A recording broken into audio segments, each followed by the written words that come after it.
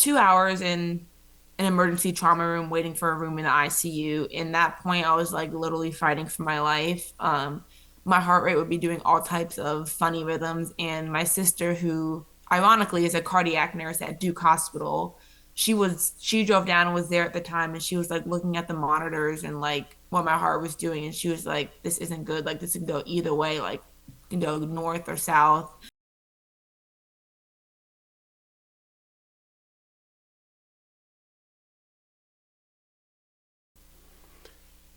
Hello, this is Greg Coon with Cardiac Crusade, and this is our podcast called Beating Cardiac Odds, where we interview people that have something to do with sudden cardiac arrest. And today we have a really cool interview that we're going to do with Hailey Yentz. And I think I pronounced that right. Is that good? Yes. Okay, awesome. Yes. Okay, awesome. You know what? Let's just start off. Tell me about your family. So my family and I grew up well, I grew up and my siblings grew up in Bristow, Virginia, um, which is near DC. There's five of us total, older sister, younger brother, so I'm the middle child. We have four dogs, and my parents and I have lived in our house for I've lived there 22 years now, I believe. But now we're all spread out. My sister and I live down here in North Carolina. My brother is a junior at Alabama University or University of Alabama, and then my parents are still up in Virginia. Very cool. All right, so you're an athlete. Yes. Okay. Tell me about your high school and growing up as an athlete. What sports did you do? Just in a nutshell, what you do with athletics? Yeah, so growing up, my whole family and I were athletes. For the first 9, 10 years of my life, I was a soccer player. And then in high school, my sister was a track runner. So I decided to try out for cross country and track. And my freshman year of high school, I ultimately had to decide between the two sports because two sports was just too much for me. So I decided to pursue my track career, and I really took off in that sport. It was a hard decision to quit the sport that I knew for my whole life. But I really just wanted to try something new. And I really succeeded in that. Became a five-time conference champ in cross country and track. I qualified for states individually. I got even runner-up at states my senior year of high school. Um, got fifth at cross country states. And then junior year of high school is when I decided to start looking at colleges. And during that time, it was kind of like COVID year. So like my official visits kind of got canceled, like unofficial visits got canceled. And so the schools that I was looking at, I already had in mind of if I wanted to go there or not. And one of them, ECU, my sister actually ran at ECU, and I knew kind of like the coach, and like I was familiar with the area. The girls like really took me in under their wing whenever I visited.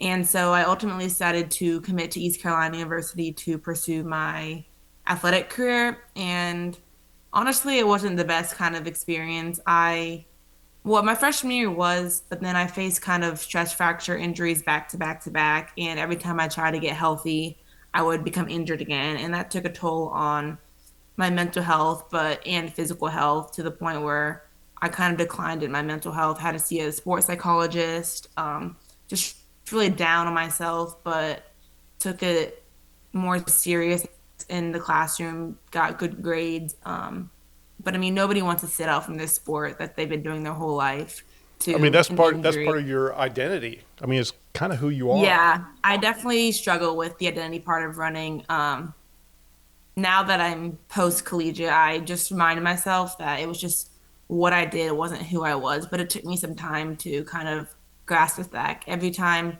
I had a bad race or a bad workout, I'd be like, oh, I'm like a terrible person, like terrible athlete. So it kind of got to me in that kind of way. But luckily, I was surrounded by positive teammates that became my best friends who made it a little bit more easier. You know, it's all part of figuring out who you are. And then, That's and so we'll get into true. this later here in a bit, but then you had this little cardiac arrest thing. Yes, I did. Okay, so obviously your sister is your older sister. Yes, And so I'm assuming you guys are close. very close. I love that. Okay, so let's get into college. Okay. So you are in college, and what year did you have your sudden cardiac arrest? So I had it my senior year of college, February 10th, 2025. Okay. So, oh, I'm doing the math. That was just a few months ago. Yeah, it's coming up on a year in February. You know that's going to be your rebirth day. Yeah, my family is gonna come down and celebrate. We're gonna go out to dinner and just You make know, good some for the people, some EMS team. survivors, and if you have 100 survivors, you're going to have 100 different ways you want to deal with it. Some people are Yeah, like, no, I don't want, no, I mean, black it off my. Some people yeah, celebrate it, you know, yeah. It's and bittersweet just looking at the time. Like, I'm like thinking to myself, wow, that happened a year ago, but it feels like forever ago, just for like everything that I've overcome in that year. we'll get into that. You know, how has Yeah, your life changed since your cardiac arrest yeah. only a few months ago? You know, my wife had hers in 2018. Okay. It seems like yesterday. Yeah, You know, in some ways it seems like yesterday, but then some ways it's like forever ago. yeah, And then we all have again, if you have 100 people, they're going to have 100 different reactions on how you deal with life. I just feel like I had to do something. I saw a gap and had to change it. You know what? I'm going to take advantage of this opportunity. I'm going to explain what Cardiac Crusade is all about. So, Cardiac Crusade, my wife had her cardiac arrest. I learned the difference between a heart attack and a cardiac arrest. I didn't know there was a real difference. I didn't know what those little boxes on the wall were, and I didn't really understand what that whole thing was about. And when you have a heart attack, it's blockage, it's plumbing, and you're having a heart attack if you're shortness of breath, shoulder pain, tingling. You are having a heart attack, but you're alive, but you're conscious. yeah, We had a super good friend of ours was by himself at home, and he was having a heart attack, and he crawled to the phone, he called and saved his own life by Sudden cardiac arrest ain't that way. Sudden cardiac arrest, you are healthy, or I'm sorry, you can be. It doesn't matter your health, your age, your sex, um, uh, your race. It doesn't matter. It's an equal opportunity attacker, if you want to look at it like yeah, that. exactly. And it's from 1 second to the next with no warning. So Julie got immediately 911 was called. She got CPR within 45 seconds. She got the first of two shocks in 2 minutes, and the second one brought her back. So it was the stars aligned, and they looks like they aligned with you. But we'll get into those details here in a second. Yeah, I'm looking, and now I know the difference between heart attack and cardiac arrest. Now I understand the importance of knowing where where an AED is located. So yeah, if someone has a cardiac arrest and they're unconscious, you call 911, you start CPR, and you get the AED. Well, between step number 2 and 3, there's a big old gap, and where is that AED? The stories are countless. Hailey, I cannot tell you how many stories where someone died of a sudden cardiac arrest, and there was an AED freaking 50 feet away. yeah. That's what drives us.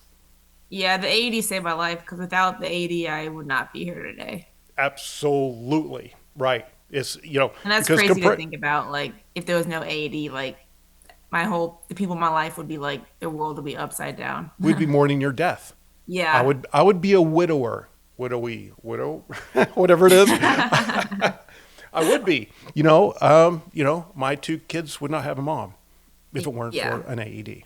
So, but knowing where it is, if you can't find them, they might as well be in a closet. So let's get them out there That's so people know where they are. Is literally the difference between life and death. and that's So, something I kind of advocate for is like knowing where your local AED is and just knowing getting CPR certified in general. So we started Cardiac Crusade with a mission to map Yeah. AEDs. We have our database partner is PulsePoint, which is the obvious choice. If you're in the world, you know who they are. And to date, we had one campaign to map AEDs in Western New York, Buffalo area. We started with 115, and at the end of our 4-month campaign, we ended up with 1,200 plus AEDs mapped. We are now in Boston, actually the whole Commonwealth of Massachusetts, and we've got a couple months left in that campaign, and we've got hundreds mapped already. We're now ramping up in Lexington, Kentucky, and so that's where we're kind of going next. There's a That's couple awesome. big things that are happening kind of behind the scenes that I can't talk about quite yet, but to go to quickly to the national level. To date, our boots on the ground volunteers have mapped over 10,000 AEDs, and obviously That's because of incredible. HIPAA, we can't know John Smith. Yeah. We can't get that information. Statistically, though, those 10,000 mapped AEDs equals saving 16 lives every year. So That's amazing. crazy. And this is, it's only been a few months for you, and it's a few years for Yeah. us. I mean, it's been 7 years, but what we've been able to accomplish is I'm still pinching myself, you know, Yeah. but we got a long way to go. So, Yeah. the national average for surviving a cardiac arrest is 10%. In many parts of the country, it's less. If you're out in the country, it's no. Yeah. But if you're in San Diego, where they have over 2,600 plus AEDs mapped, depends on where you are in the city, in the area, you've got a 50 to 70% chance of survival. And if you get a shock within 2 minutes, the survival rate goes to 80%. And if you get a shock within 1 minute, 90% chance of survival. So people can survive a cardiac arrest, Yeah. but they got to know where that AED is. And like you said, it's the AED, it's the AED, it's the AED. Yeah. So, Exactly. okay, no more about me. It's all about you now. That's So, okay. this is your interview. It ain't me. But just a quick update on where we are. Okay, so tell me about the day you had your sudden cardiac arrest. Yeah, so it happened on February 10th, 2025. And, I woke up as a typical normal day. I woke up for practice, and then after practice, went to class. And then after class, I came back and cross trained because I was injured at the time, so I was cross training. And that's when all kind of started. So about 5 minutes into cross training, I started feeling like lightheaded and dizziness. And at first, I kind of played it off because I thought maybe I didn't eat enough or didn't drink enough.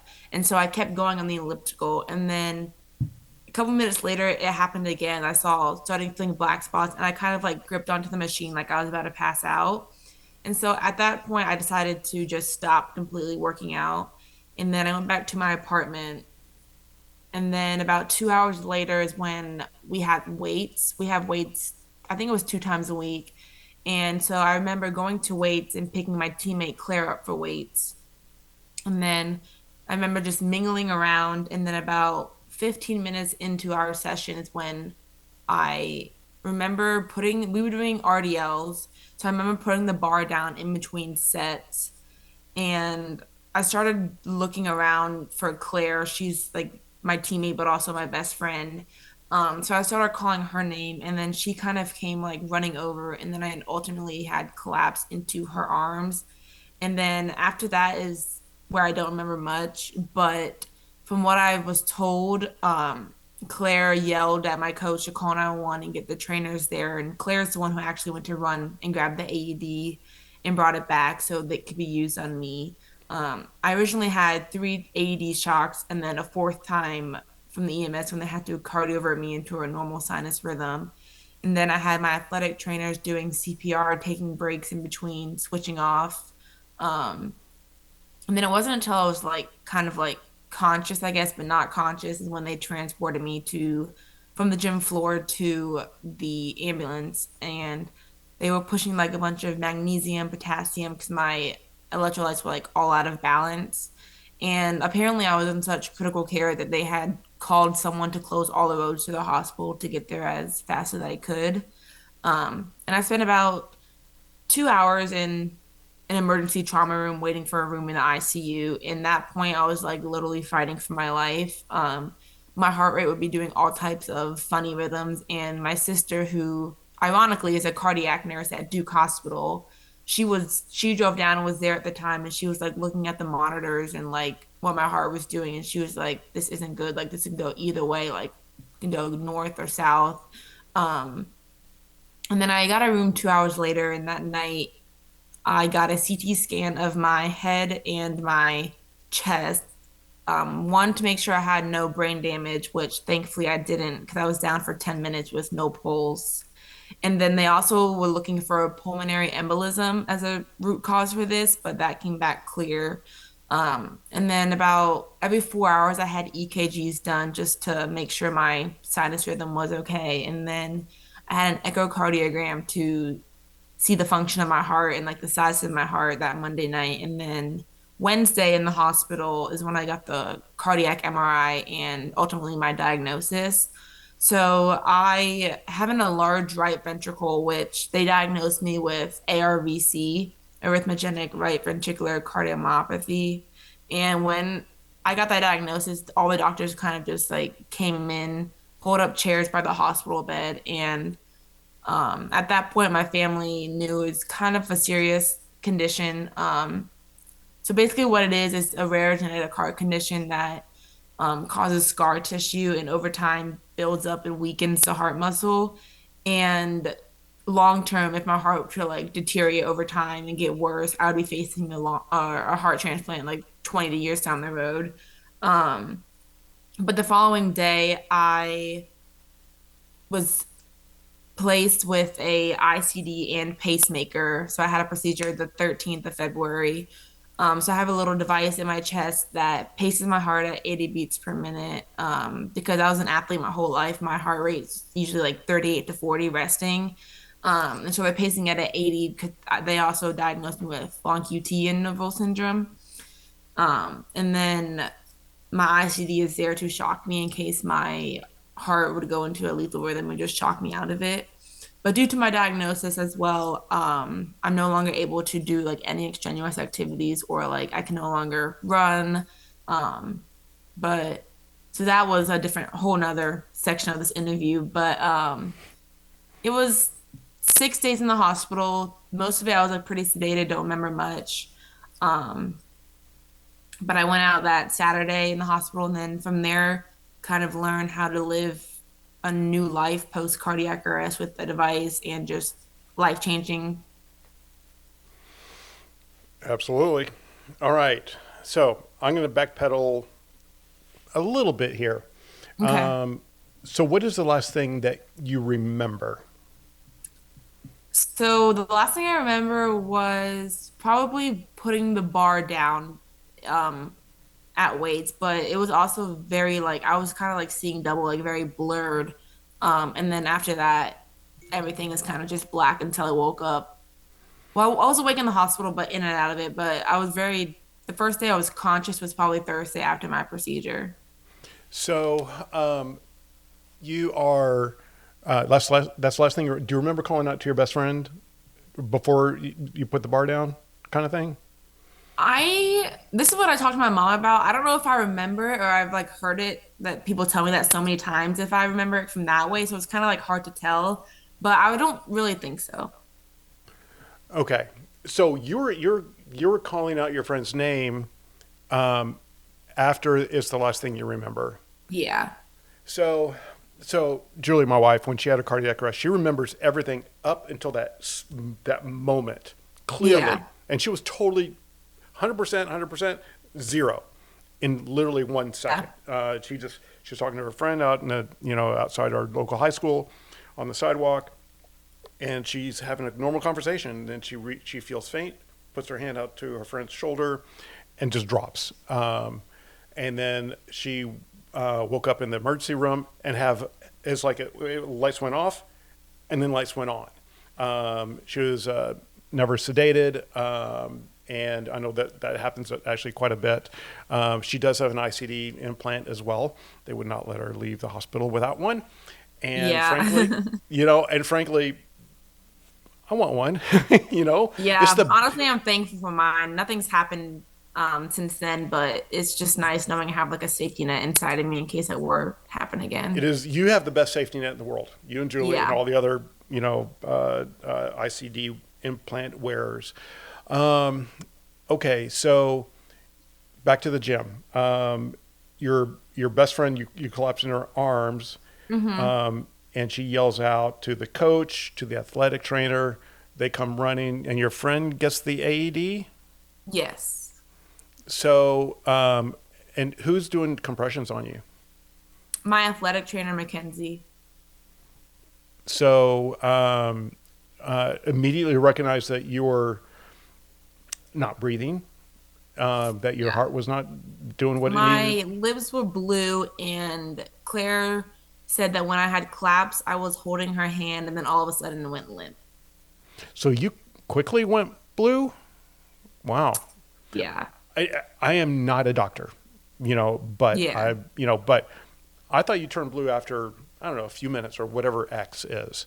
Well, I have Um, like poor circulation, so like whenever I get like cold, I like my lips have like a faint blue on them. So maybe that's what she saw, but there you go. Maybe. Okay.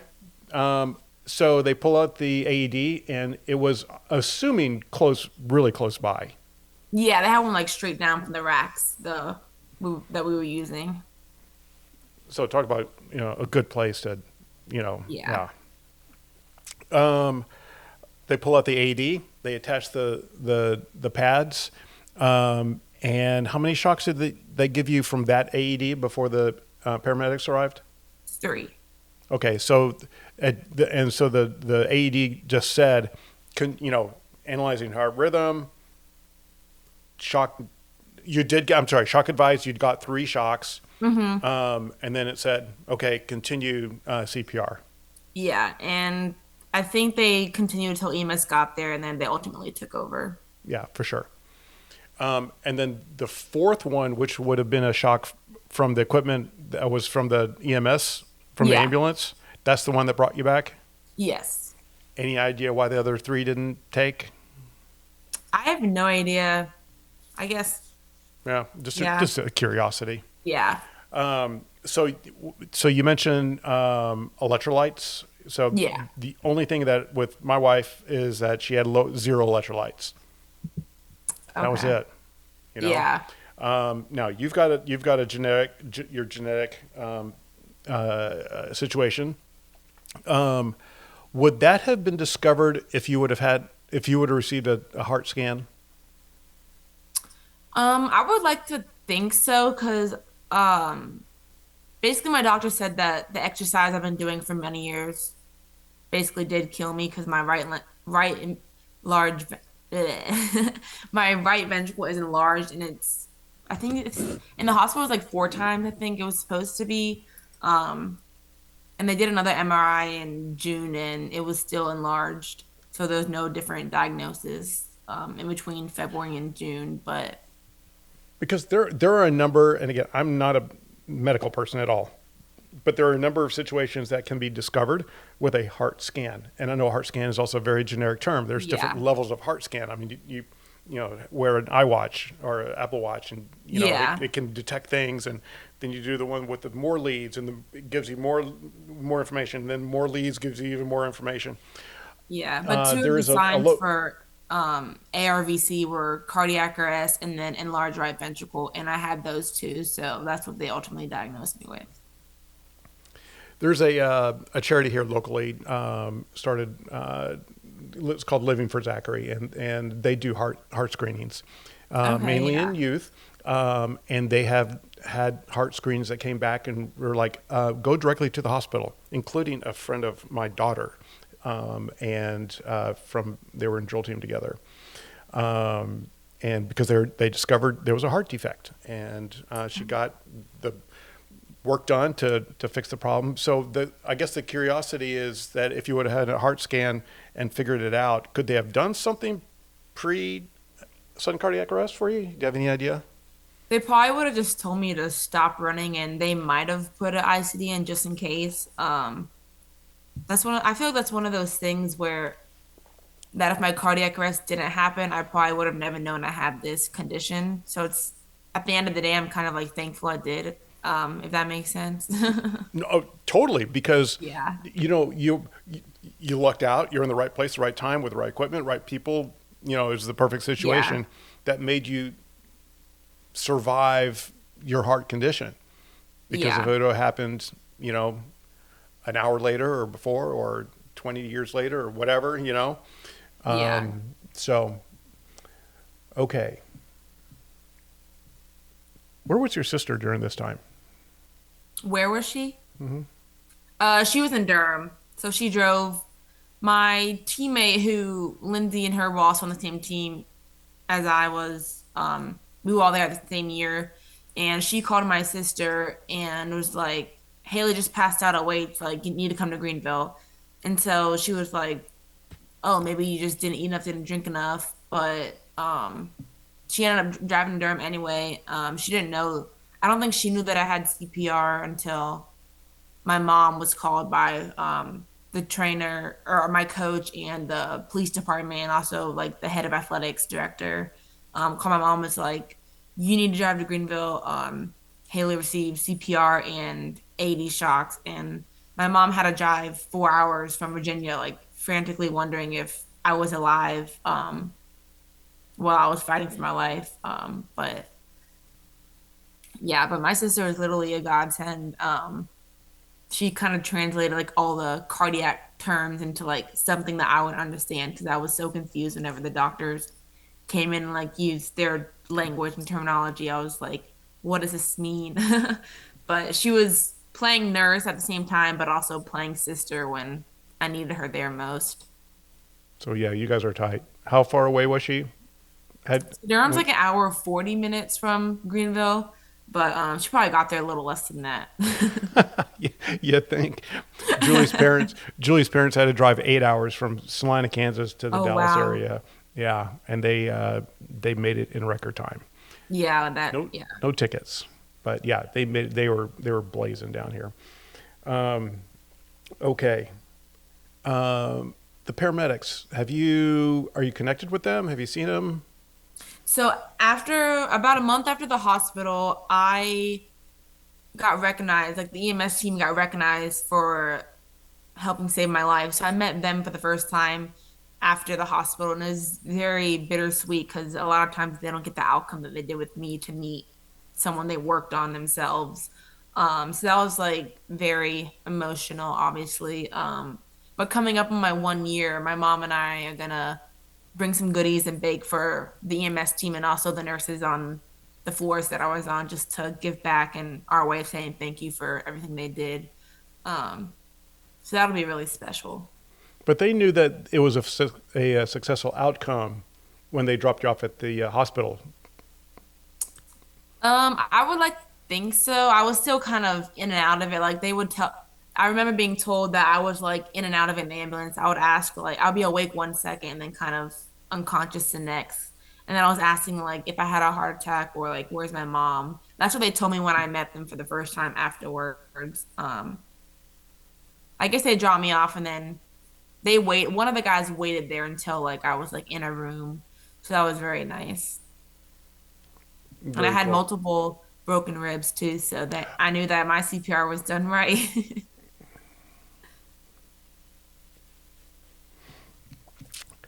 Damn it! Give me a second.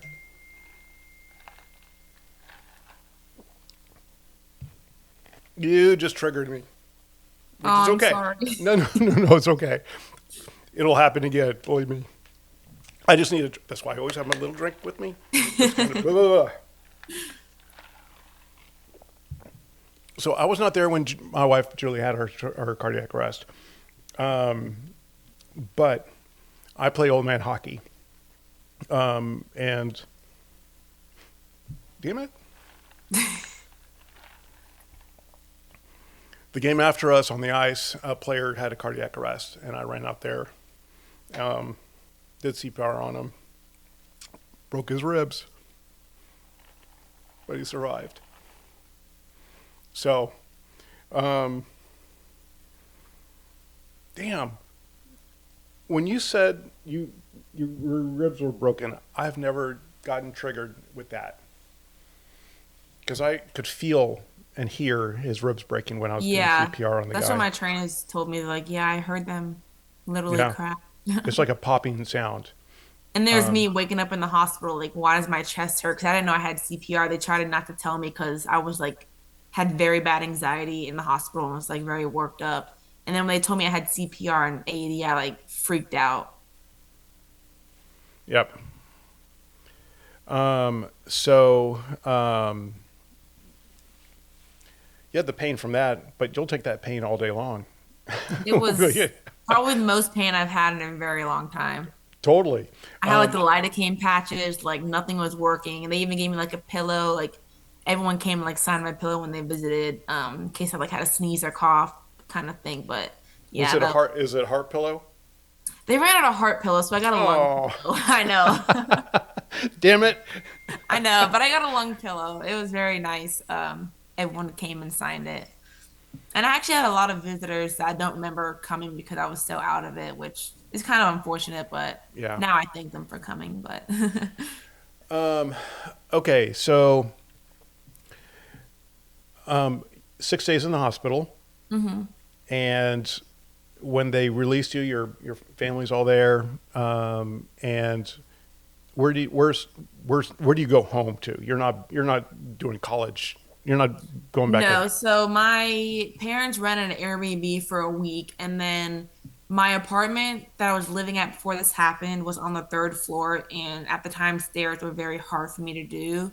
So my parents found like an apartment that, well, ECU Athletics reached out to some places, and there was this place apartment that was able to like let us get a lease there for like I think it was like 4 months.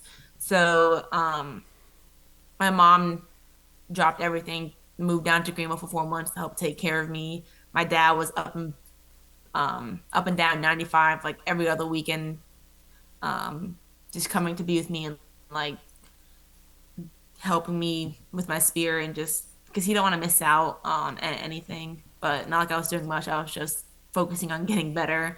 I still remember like day by day taking it like getting out the door, walking from like here to like the next mailbox kind of thing. But that was kind of funny. But yeah, so we went to the Airbnb for a week and then we moved into the apartment on the first floor and then that's where I ultimately recovered. So you're now. When did you come? Was it a moment, or did it just kind of happen over time when you realized, okay, I'm not going to be an athlete anymore? I won't. Let me rephrase that. I'm not going to identify myself as an athlete anymore. I first heard those words in the hospital and I kind of remember I think Claire was there at the time and also my old athletic trainer who doesn't work there anymore. And when I heard that, I think I kind of just broke down like, what do you mean I can't run anymore? Like it's what like my sport, like what I do. But I don't think I really fully grasped it until things kind of like settled down. I was like getting more on my feet, had more free time because running took up a lot of my free time in college and even in high school. And I think it kind of hit me like just seeing everybody out on the streets running or still going to like be a part of the team functions, going to our home meet. And I think that's when it kind of hit me like it felt like my world was kind of turned upside down in a way because like we mentioned earlier, it was like my I felt like it was my identity, like my whole purpose in life.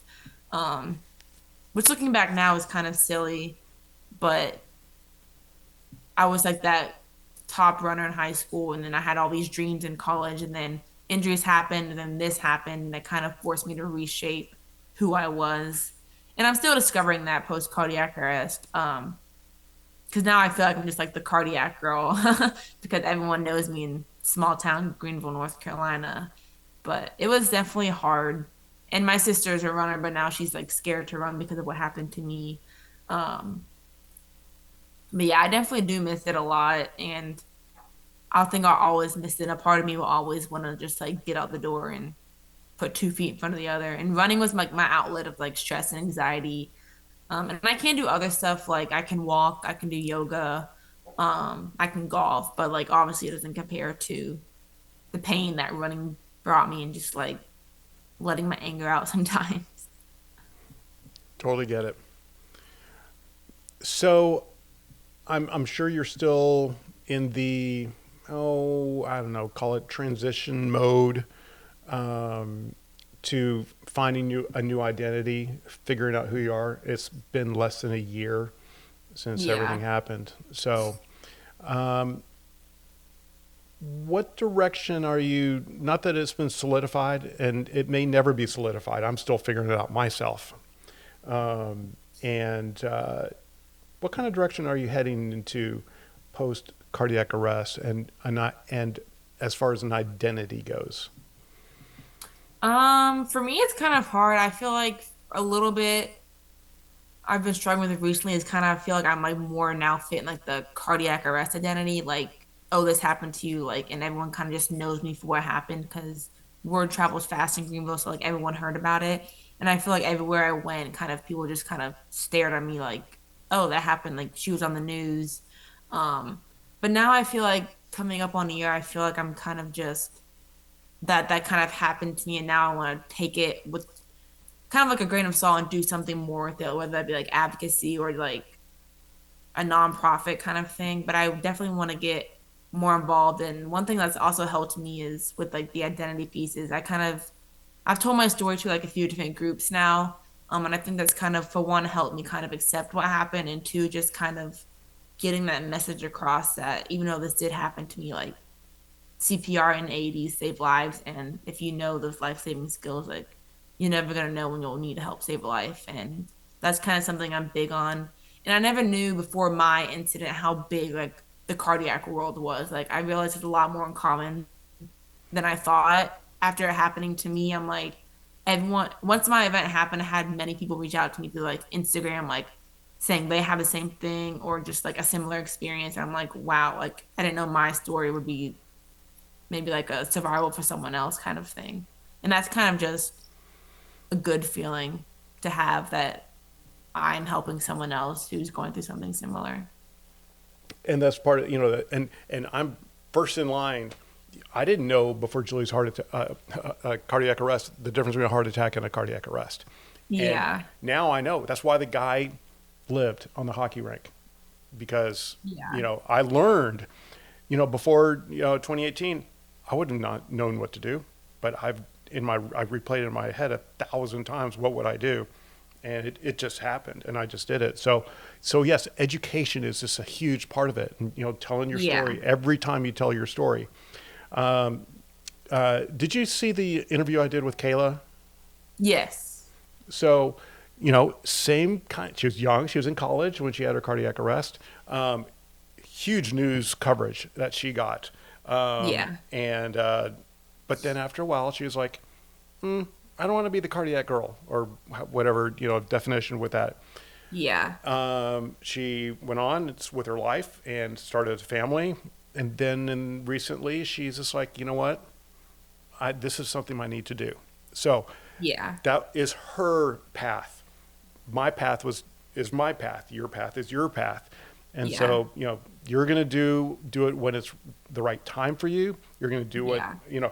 and some people just want to go into a cave and hide and not come out and not say anything.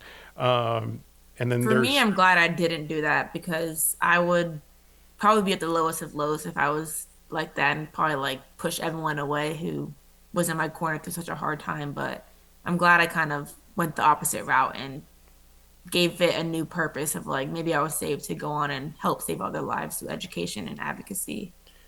when we first started talking, I was talking about, the work that we've done in mapping AEDs, and we've saved 16 lives on statistically every year, blah, blah, blah. You know what? Yeah. I'm fucking doing this? It's for me. This Yeah. is my outlet. This is my outlet. This is how Greg Coon deals with it. Yeah. You know, that's what's dry. This is my outlet. It's the best way to describe it. I'm trying to come up with a better term, but everyone has their own way and their own Yeah. timing on what they do.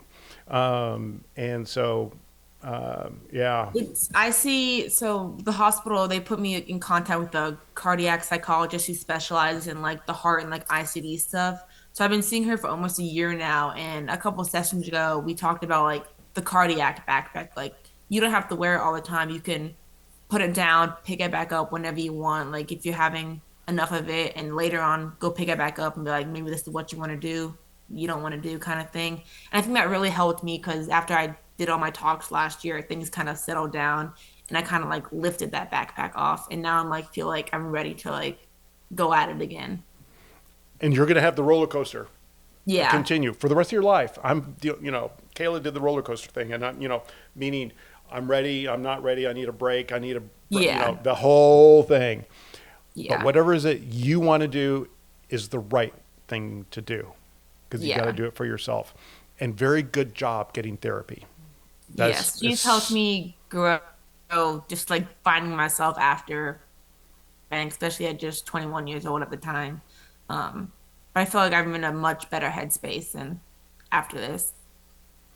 Because she kind of essential. at first kind of helped me like process that I had an ICD and like what it kind of does. Because I had no idea about these devices until I was basically forced to get one myself. But it's just been amazing just to have those resources. Is your scar healed nicely? It's still in the process of healing, but it's getting a lot flatter. It's still really red and like pink, but it's definitely much better. I remember they took the bandages off for the first time, and I was like, I don't like this. Like, I want to cover it up again. I was very like self-conscious and like, luckily for me, my ICD doesn't like stick out too much. My doctor did a good job on like placing it, and I'm very thankful for that. But I feel like now I'm a lot more used to my ICD and kind of getting comfortable, like sleeping on my side again, kind of just moving my arm, like doing the stuff that I could do before I had to worry about a device implanted in me. Yeah, Julie had her. They wouldn't let us leave the hospital without an ICD. I'm like, do we have Yeah, to? I remember my mom told me that like they told her that I had to have an ICD pacemaker, and she was like, "She's 21. What do you mean she has to have that for the rest of her life? Like she's too young to like live with that." And I think my mom was in like, I guess denial at She just didn't first. understand. I didn't understand. Yeah, I was asking the same questions. It's just because we didn't get it. yeah. It's just amazing how much I've learned about just like the heart since this all happened. Like I had no idea, like I said, ICDs were a thing. I had no idea like ARVC was a thing until I was diagnosed. It's just crazy how much I'm learning over time. Yeah, you're ripping off these medical terms. And I'm like, that's coming from a 21-year-old. Yeah, my sister, That's all your whenever she sister, talks about baby. like whenever she talks about like the heart, I'm like, oh, it's kind of nice to know because I have a heart condition, so it's kind of nice to know more about the heart. That's awesome. Okay. What do you see yourself doing? And it can change. Just throw some thoughts. What does your future look like? So I kind of started writing a book like throughout the past year, and eventually I want to like kind of finish that and like go on like kind of like a book tour and kind of like share my story in a way. But I've also thought about working for like the Heart World, like American Heart Association, or like some like branch like that, like whether it be like social media or like administrative things, but kind of just staying connected in that heart world because I feel like over the past year I've just been connected and grown more thought I would be in the heart world. Well, I mean, you, my wife, Kayla, many others, countless others, thousands of others. The survivors have a hell of a story, and Yeah. and and if you can tell your story, just telling your story will save lives. Just because people will Yeah. listen, they understand. Julie gave a TED talk, and that's thousands of views that people are like, oh, she describes the difference between cardiac arrest and heart attack, and what do you do? Step 1, 2, 3. Yeah. So, all right, that's awesome. And Tell like for me me, I about always knew CPR was like important, but like I never thought it'd be used on me someday, yet alone in AEDs. So like the fact that it brought me back to life is just like mind blowing in a way. it's crazy nuts. Yeah, It's crazy. Hailey, you died. I did. And I heard that in the hospital for the first time. And like I remember asking, like, did I die? Like, am I gonna die even if I was like awake and like alert? Like I always obviously had that fear, but when I heard that, I was like, wow, like, and I kind of took this thing in like at first I kind of did like the why me kind of thing. And then over time I was like, well, why was I given a second chance kind of purpose? Or like, well, why not me? And so I'm kind of still discovering that like why it happened to me kind of thing. But it'll take time from what I've been told and And other it'll survivors. it'll evolve over time, and Yeah. it'll adjust over time. You know, what's funny is one of her friends in the hospital. You know, we had a train of people come in to see us, which is like you did. And one of them said, "You know, Julie, you died and came back. I mean, how many people? You've got a new chance at life." And she said, Yeah. "You better not fuck this up." Yeah. I often make a joke sometimes because my family's always like, I mean, you or like my friends who are like, you only live once, you live twice. Oh my God, I love that. Yeah, so I kind of make that like I have like really dark humor since my event, so I kind of like find little ways to humor So me. what's funny is I got to tell you, 99% of the people who live in the SCA world, especially the survivors, they have a dark. You people have a dark sense of humor, but I do. Yeah. I do too. And my family's like, it's not funny. I'm like, well, to me it is. We can laugh about it because we know the outcome. We know the end result. Like we So can let's laugh laugh about it about it. now, but a year ago when you were in the hospital, like maybe not. You know, there's all the T-shirts that you can have the different sayings on that I are. actually have a lot of those Oh, t-shirts. do you really? Yeah, Yeah. love it. See, to me, that's healthy. You know, that Yeah. is a good perspective to have. That you've you we only live once or twice. You know, it depends. Yeah. You know, but you've got to, you know, once you're gone, you're gone. Let's enjoy life while we're here. So, One thing I learned is that life is sure precious. Like you never know when it can be taken away from you. And I learned that unfortunately the hard way, but but you telling that story will resonate. I mean, just resonates with people. yeah. You know, I mean, who doesn't love that story? So, you're in a wonderfully unique situation, and you do a great job telling your story, and so that's awesome. Okay, tell me, you're okay. You're still in college, Yeah, it happened in February, so I had about 3, 4 months till I graduated college. and what is your degree? I am a journalism degree. All right, tell me about that. What do you want to do with your journalism degree? So I actually work in the news industry now as a photographer editor who's training to be a reporter. So I work on the weekends going out and like getting interviews and like video, putting it all together. Um, I've always thought I wanted to like sports broadcasting.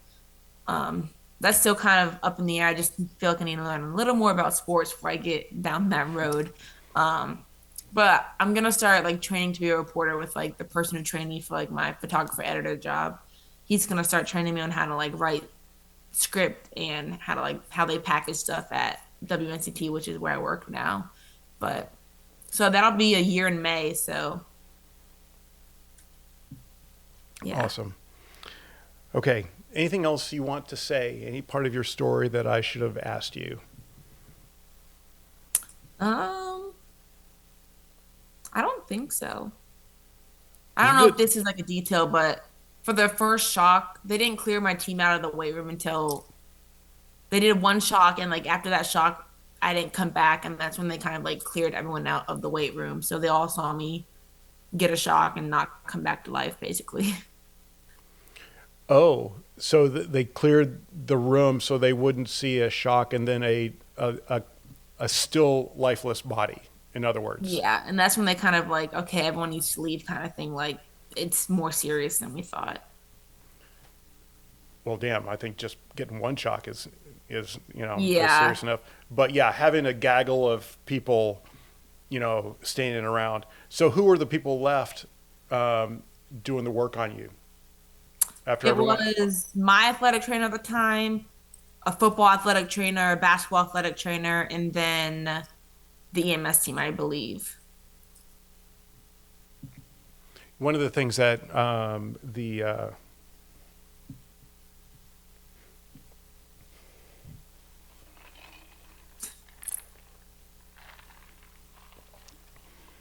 so when Julie had hers. Uh, Twin girls saw her fall or collapse. They said they were on the bus. They play volleyball for the high school. They're on the bus going to a different campus, and the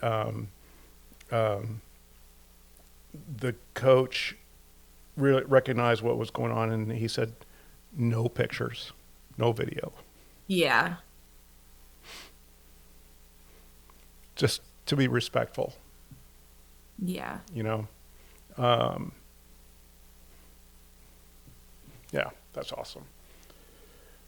But it was also really nice, just like the community showing up for me in a way. Like I had lots of like other athletes reach out and like tell me that I was an inspiration, that I was like so strong. And I was even honored by the ECU women's basketball team. They gave me a signed jersey and let me come to practice one day so they could give it to me.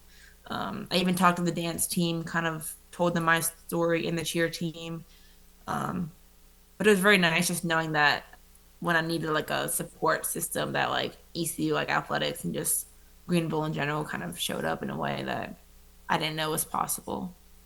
And I'll forever be grateful for the crew that helped save my life. Like if it wasn't for them, then I wouldn't be here today to help save other lives or just be a part of my family still. So definitely bittersweet and crazy that it all happened at the same time. Yeah, it's awesome. Yep, yep. Damn, I swear. You triggered me, girl. I'm How old are you? sorry. No, no, it's totally cool. How old are you, by the way? I'm now 22. Yeah, my daughter is 25. 25. Okay, my sister's 25 and then my brother is 20. You know where my daughter lives? Where? Greenville, South Carolina. Ah, I heard your mom nice. say Greenville. I was like, there's no way.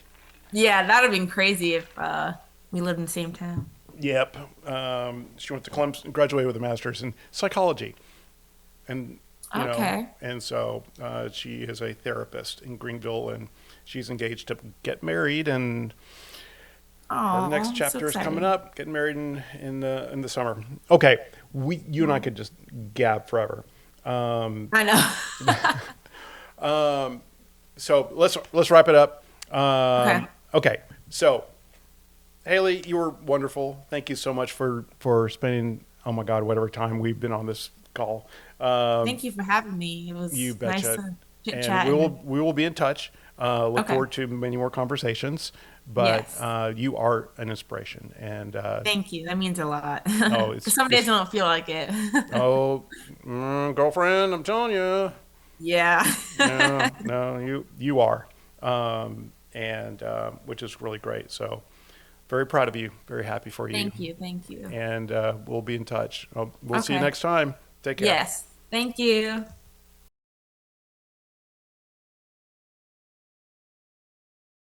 So I was going to say, when we got the medical report when the guy I did CPR on, when he the first medical report was like he had this happen in his heart, he had this, and he actually had something in his spine. Um, but they also said the ribs were broken in the rib number what da da da da in the part of the da da da da medical terms, Yeah. and it equaled a sign of good CPR. Yeah. So I did the compression. You know what's weird? Um, I will never forget the feeling of pushing down on him. And you have to go like 2 inches because it's Yeah. it's you're squeezing the heart, but you've got to allow the heart to go.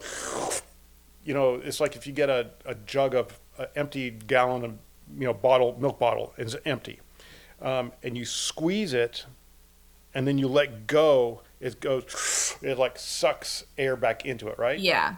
I could feel the heart do that. Oh, wow. It was freaky. Yeah. Oh That's wow. It's like crazy.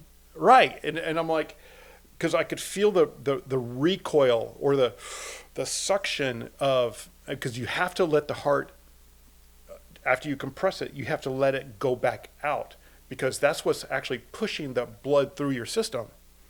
If you just Yeah. kept going down, down, down without allowing it to go back up, you've got to go down deep enough and then also high enough, release it enough so that it does that. So yeah, that was freaky. Yeah, that is crazy. Wow.